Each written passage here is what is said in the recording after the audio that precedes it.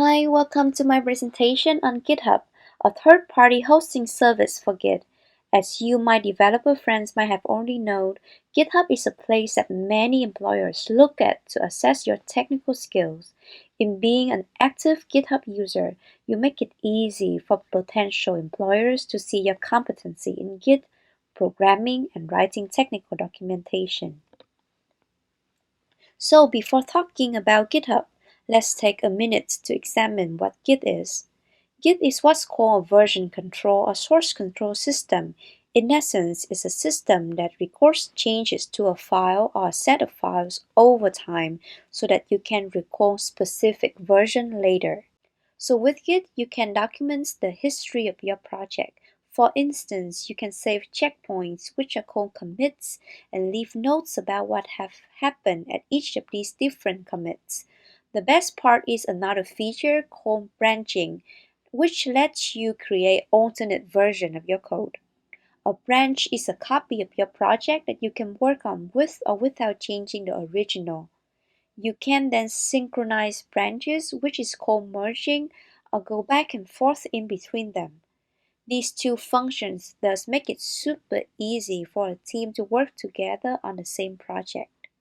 So GitHub is essentially a third-party hosting service for Git, a storage service in the cloud.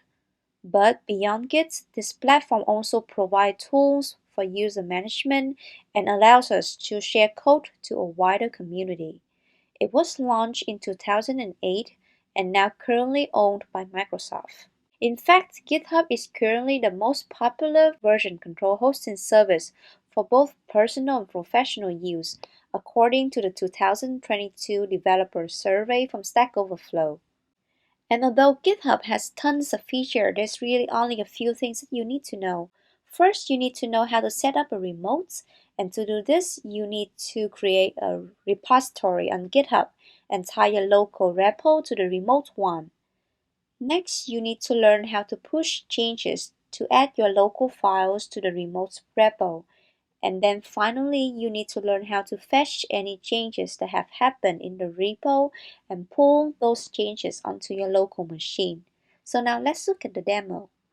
I'm going to create a new repo, the remote repo, to connect with our local one. Let's name it Learn GitHub. And we can also add a description to our repo. And we can also set the repo to be either public or private.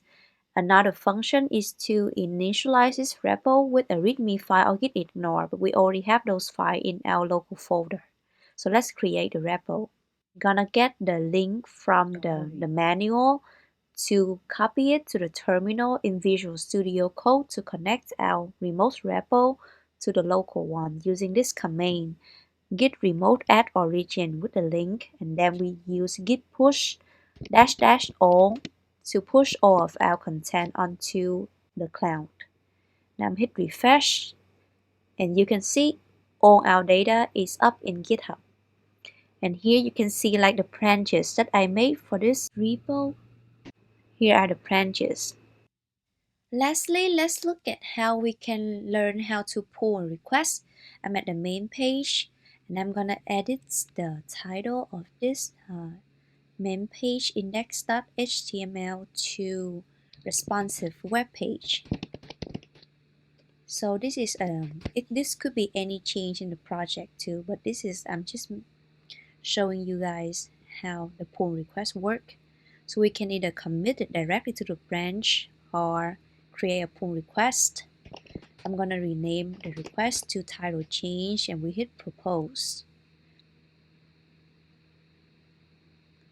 So here you will see that you can add some more comments and you can also change the title of the request again. So I'm just adding a little bit of the details to create a pull request. And if you're working in a team, this is like a good page for us to add comments to tell people, asking them, our teammates, what do they think about the change.